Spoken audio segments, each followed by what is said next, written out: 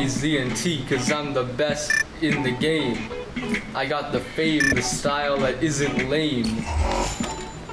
Hey, is there a cassette tape anywhere? I sure do. This cassette is the best, I can attest. Best cassette in the east to the west. Yeah, I ain't a rapper. This cassette's dapper. I'm no capper. Okay, do you mind if I take that off your hands? Yeah, sure. Alright, thank you. No problem, bro.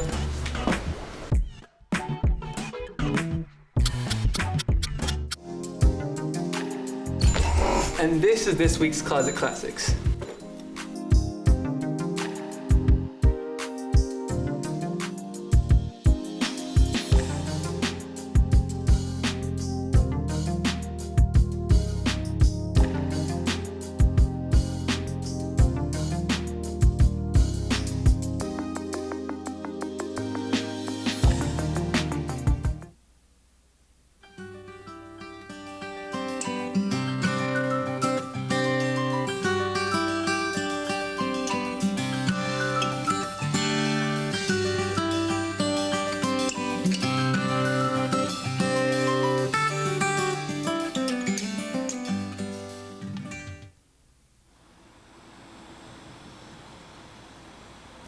Safety Town may look like a ghost town now, but 2 weeks out of every year, this place is filled with children learning about safety. Where we take youngsters that are just entering school, age 5 or 6, maybe kindergarten or first grade. We bring them here, we tell them all about the traffic safety rules that are going to apply to them at their age level. We'll take them through Safety Town, which is a small little town, and teach them the basic rules of the road, rules that they'll use on their bicycles, rules that they'll use when they're walking, as well as rules they'll use when they start riding a school bus for the first time. Many of these kids are so small that they haven't been exposed to something like this at all, so it's a good point for them to come out with us, have a starting point where they can see what we're all about and see what's expected of them so they don't get into any trouble and stay out of harm's way.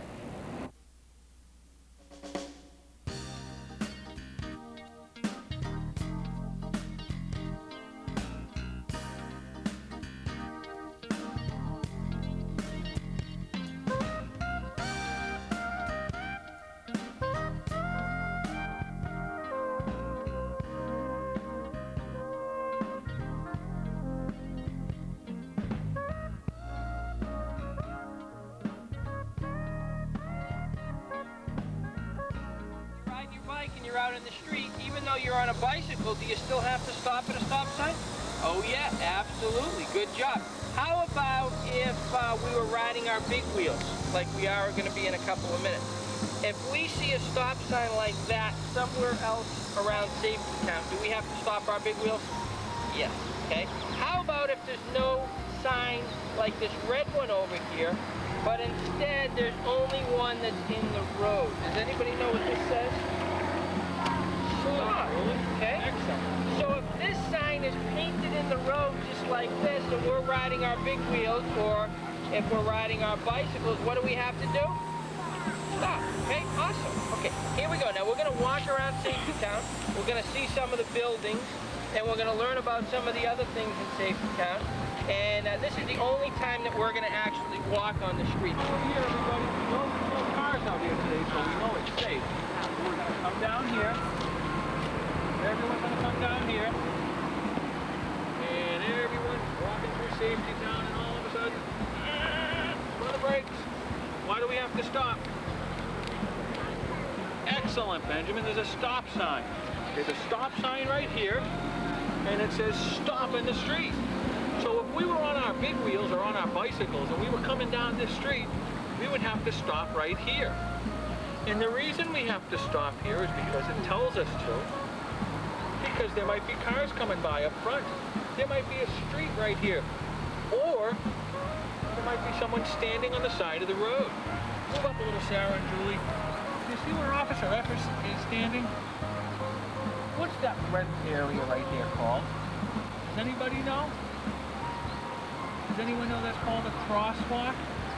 And when you cross the street, you're supposed to cross right between those lines, right where it's painted like that color red. Sometimes it's painted red, sometimes it's painted yellow, sometimes it's not painted at all. But if there's two lines like that, you have to cross right there because that's the safest place. And Officer F is going to show us because we're stopped in our cars. And Officer F is looking both ways and he's crossing the street. And now he's safe on the other side. And he's going to do it one more time just to show us. Everybody watch Officer F. And he crosses the street to make sure it's safe, okay? So what we want to do is we want to make sure that everybody's going to be safe. So one thing we do is we stop our car right here, okay? But I have a question for you. If we're coming the other way, if we're coming down the street this way, do I still have to stop right here? No, because that stop sign is for people coming this way. And this says S-T-O-P, doesn't it?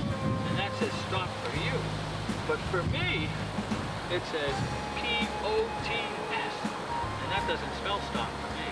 So if you're coming this way, you don't have to stop. Okay? Now everybody, we stopped, and there's nobody up here. There's no cars up here. So we can come a little further now.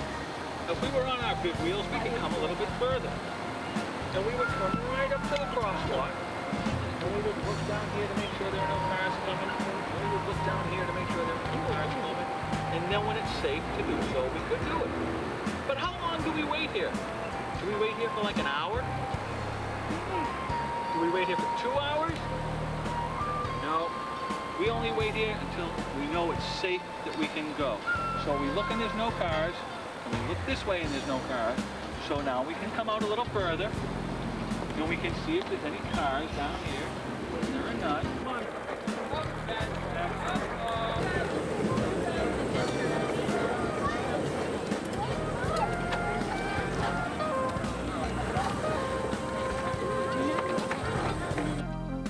Everybody know this is their left hand?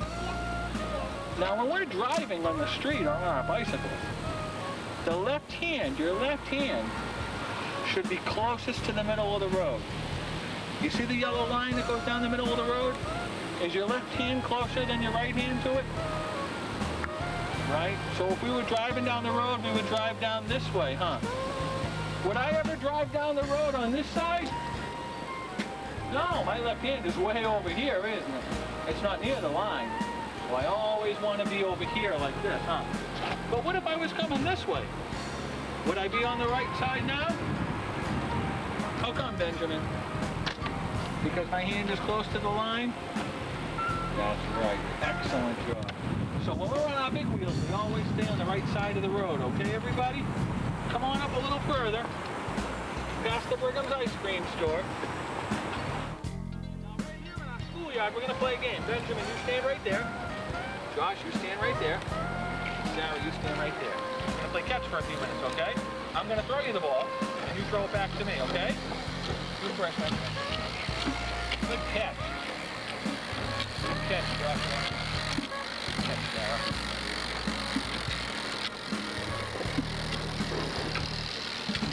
Excellent job. Excellent.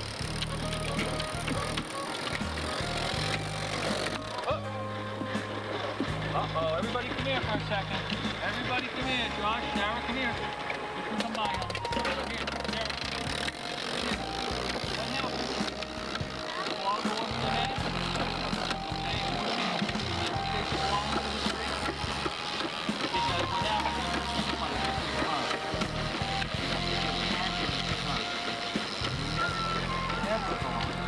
It's a good thing you guys stopped. Because you look. Now Sarah's going to go get the ball in just a second. So Sarah, show me how you cross. And you'll only cross when it's safe, okay? Good girl. Now that car stop, please.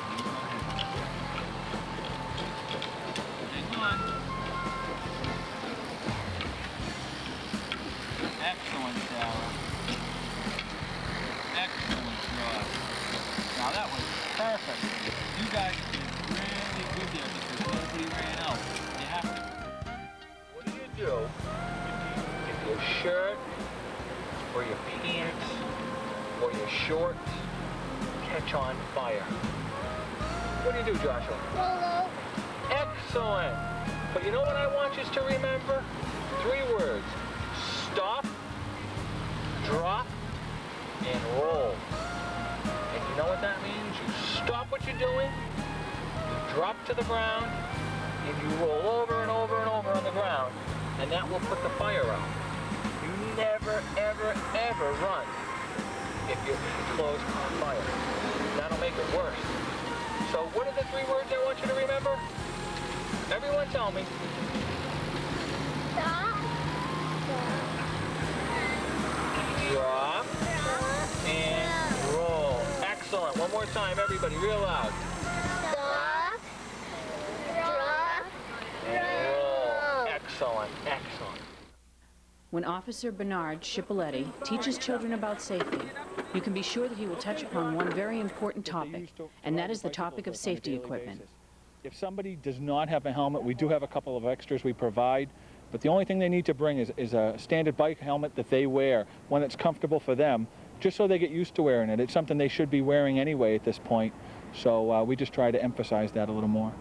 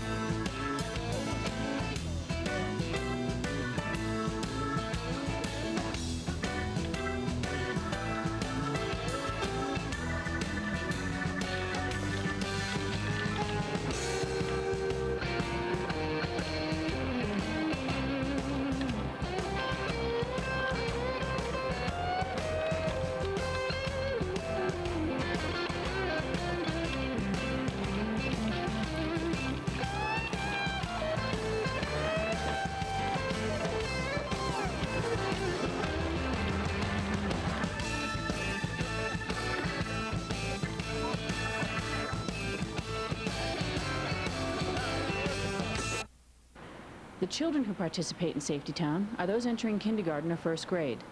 For this reason, bus safety is taught so that the young students start their school experience on a positive note. It has seat belts on it, as do all the buses in Burlington that transport the students. And we bring the students, the children here at Safety Town, onto the bus. I talk about bus safety, just like I do in the public schools twice a year. We talk about seat belts, the proper way to ride on a bus, proper behavior that's expected of them on a bus. They have a chance to ask questions. They get to see the inside of a bus. For some of them, it's the first time before they're going to get on the bus for the first time at school. So we get on, we talk about that. We tell them how to enter and exit the bus, and just familiarize them a little bit with it. Now this is my favorite pen in the whole world. But if I was getting on this bus and I dropped my favorite pen right down here, should I bend down and get it? Yeah. Never, ever, ever. We never, ever pick up anything that falls near the bus, okay, everybody? Boys and girls, if anything falls down, leave it there. And come right over here and tell the bus driver, I dropped my pen. And the bus driver will come off the bus and get it for you. Or the bus driver might say, I'm going to drive away, and then you get it. But you never, ever go near the bottom of the bus. But I have another question for you. What if I drop my lunch by the bottom of the bus? Should I get that? No. Nope. Excellent. What if I drop a $5 bill? Do I get that? Even if it's like Pokemon trading cards or something. I knew you had some. We don't go under the bus for anything, okay, boys and girls? Never, ever. Because if we're down here picking something up, the bus driver can't see us, and the bus driver might move the bus, and we could get really hurt. So what I want everyone to remember is we get on in a line, we don't push and shove, and we use every step in the rail. We never jump on the bus, we never jump off of the bus. Okay, and we get into the first seat that we can get into, and we put on our seatbelts. You sit right here with, I don't know your name, Amy right there too. Benjamin, you get right in the next seat. What's your name? Kimberly. With Kimberly. And Josh, you get right into that seat right there. Okay, if you have a seatbelt, I want you to put your seatbelt on. We go right to the first seat that we can fit into, and we put on our seatbelt. If our bus doesn't have a seatbelt, just stay in your seat. Don't get up and look for another one that has a seatbelt, because if you get up, the bus driver might start moving the bus, and you could get hurt. And like I know Kimberly's seatbelt is broken. So if Kimberly doesn't have a seatbelt there, or it's broken, she stays right where she is, because she's still really safe. The seats are really soft and padded. Okay? And I don't want her to get up and look for another one, because if the bus driver doesn't see it and starts to move, she could fall and get hurt. Even the bus driver has to wear a seatbelt. That's the law. Even the bus driver has one. So everybody has to wear one if you have one. Okay? That's the first thing I want everyone to remember. Now I want to ask you a question. Do you think this is okay if I'm leaving my bus stop?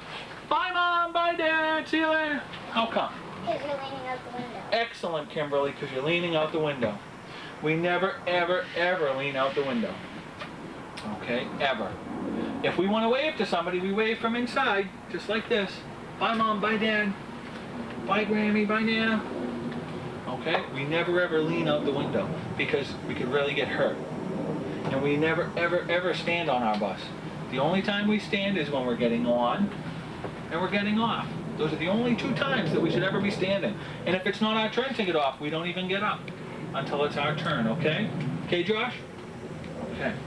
So that's real important stuff for everyone to know. When we get off of our bus, we get off, Amy, the same way that we got on. We get real orderly, like we form a line. We hold the rail. And we use all the steps. And when we get off of our bus, we go away from the bus. We never ever walk down here beside the bus the way we came up. And the only reason we did that today was so you could see where I did not want you to go and where I did not want you to pick something up. But when we get off our bus, you take 3 big steps away from it before you go up and down. That way the bus driver can see you. Okay? Does anyone have any questions? Okay, everyone can take... Here. Oh, it's okay. The bee won't bother us. Okay, everybody look up here for a second. Who can remember what I said about waving out the windows? You don't lean out the window. Excellent. And somebody else tell me why you don't lean out the window. Julie? You could get hurt real bad. You could get hurt real bad. That's excellent. I have another question. And you could fall out. And you could fall out. That's right. Now I have another question. Who can tell me what I said about picking something up that falls under the bus? Josh?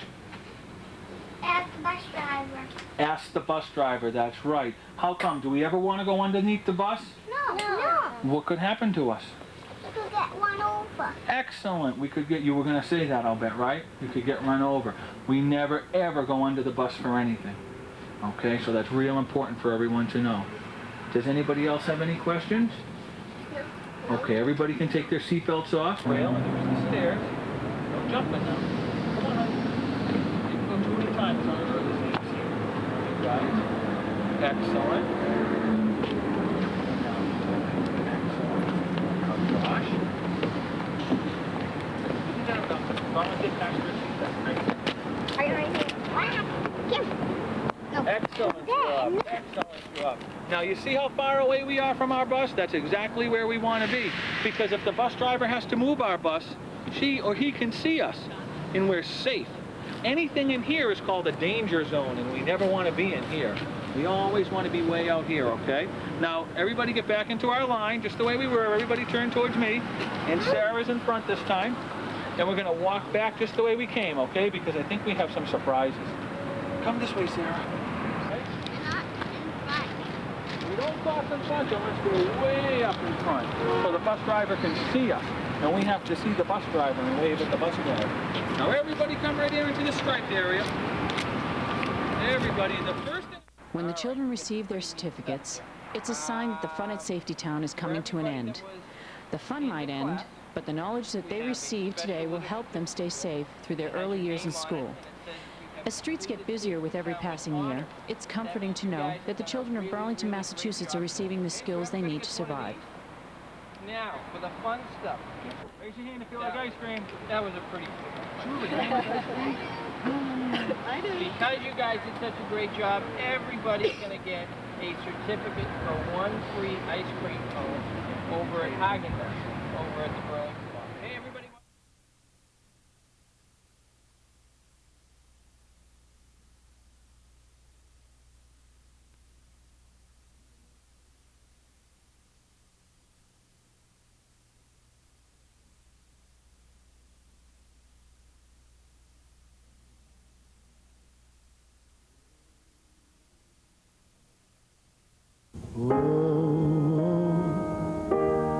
Every time we say goodbye. Goodbyes are never easy, but none are as painful as saying goodbye forever.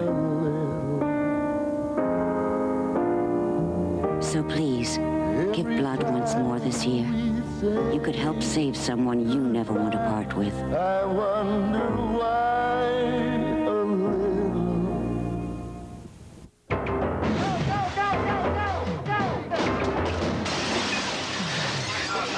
There's only one way to describe it.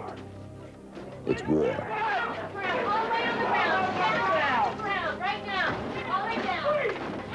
Today in America's major cities, 70% of violent crime and 90% of all property crime is drug-related. 82% of all people booked on non-narcotic related charges test positive for drug use. And 23 million Americans use illegal drugs on a regular basis. I have been trying to stop, okay? I've slowed down a lot. But it's not just something I can just stop and do right then and there, you know? America has a drug problem, and it's not going away. We're losing a generation of young people to drug abuse. I do not purchase any cocaine. Either we create a drug-resistant, drug-free America, or we will have no future as a nation. Stuff's terrible, man. There's nothing you can do about it. You try it twice in your history. Wrong. DARE. Drug Abuse Resistance Education. Since 1983, the DARE program has spread to more than 200,000 classrooms in all 50 states. What did I ask her to do that time? All in all, more than 5 million kids, 11 to 12 years old in the 5th and 6th grades, will take the DARE core curriculum this year. How many are you afraid here of being forced to take drugs? You afraid of that?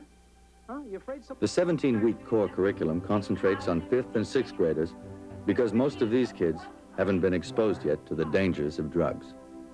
All right, what we're going to do today is we're going to learn ways to say no. We're going to talk about different techniques that you can use to say no. For example, again, this is a can of beer, and I'm offering him a can, some of the beer, okay? Would you like some beer? No, thanks. I really have to go. Very good. Give an excuse. Very good. The DARE program recognizes that the war against drugs is more than a shooting war. It's a battle for the hearts and minds of the next generation of young Americans. It's a struggle for the soul of America. You can't stop it, you know? If you tell yourself you're just gonna do this hit and that's it, you can't. It's just, you just can't. I don't know. It's like your body's actually telling you need it to live.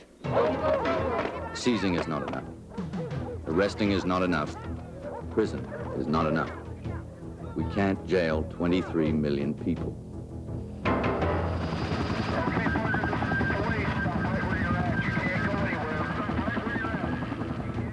There are no boundaries to drug abuse. It infects every layer of American society, from the countryside to suburban neighborhoods to the back alleys of our inner cities. It always makes you want, You think you had enough, but your body says, I want more, and I want more. And your mind says, I got to get more, and you're going to get more. Regardless of how you have to do it, you get it. Whether you have to rob, steal, kill, whatever, you're going to get it. In the morning, where I live, it's very peaceful. But at night, it's like a war zone. It's just shooting constantly. So I try to go to sleep as fast as I can so I don't hear anything. My mom used to be a drug addict, and my mom went to jail 3 times in just 1 month. Now that I see what it's done to my mom and how it's hurt me, I'm never gonna do it, because what if I become a mother and then I do this, and how is it gonna affect my kids? I had an aunt that died because she used to do drugs How long ago was this? 4 years ago. So that's all the lesson you need, right? Mm-hmm. Taught me a lot. It's hard trying to keep away from it. So we're trying to get a new house so we can move away from it. In strictly economic terms, we can't afford not to go to war on drugs. The sale of illegal drugs totals more than $100 billion a year, more than the gross income of the entire American automobile industry. We're committing national suicide. As I see the world now, if we don't get rid of the drugs, the alcohol, the games, the violence, this world, everybody's gonna die, and this world's just gonna disappear. We all know that there's no overnight solution. But for an investment of only $12 apiece, every child in America could take the DARE program, and we would soon be free from the horrors of drug abuse.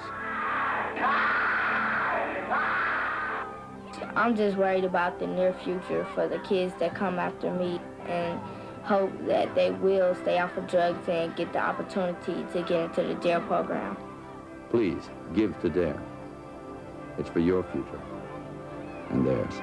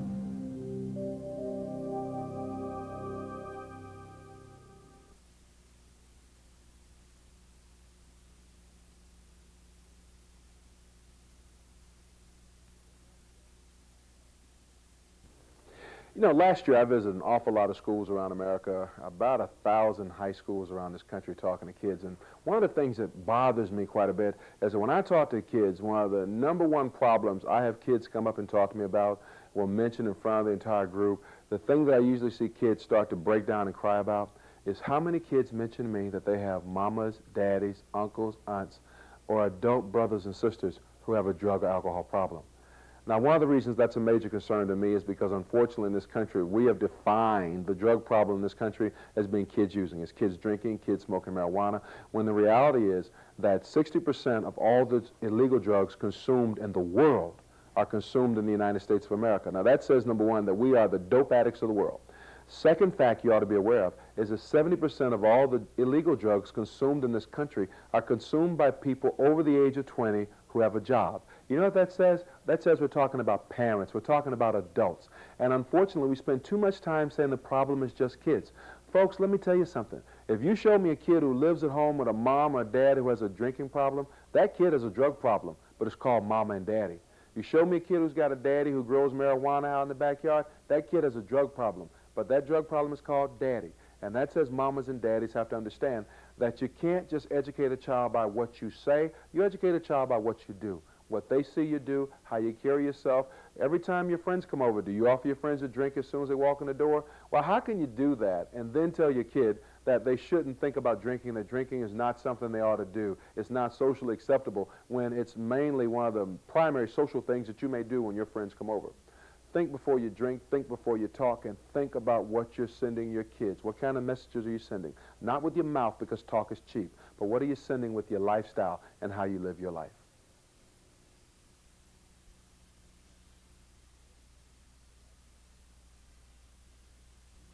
These are the drugs that you may start to use. And these are the ones I don't want you using. Drug Abuse Resistance Education. Keep your friends that are real friends.